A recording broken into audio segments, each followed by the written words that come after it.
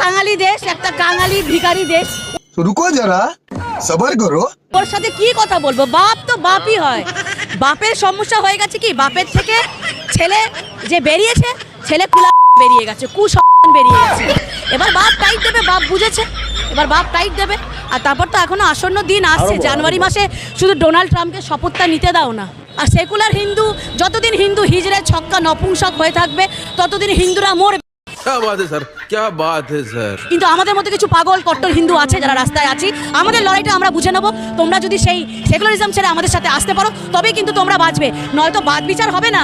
যখন মারতে হবে, কাটতে হবে। কলকাতা যত আবাসিক হোটেল আছে সবগুলো তো তোরাই সার্ভিস দিস, তাই না?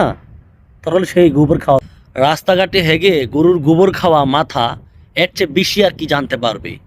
গোবর খাওয়া, মূত্র খাওয়া মূর্খরা। আর হ্যাঁ, ডোনাল্ড ট্রাম্প শপথ নেওয়ার পর ডোনাল্ড ট্রাম্পকে সার্ভিস দিবা নাকি গো? যাই হোক বোন, পাবনাতে সিট খালি আছে, ম্যানেজ করে দেব। তুই কবে আসবি বল, তুই কবে পাবনাতে আসবি সেটা বল।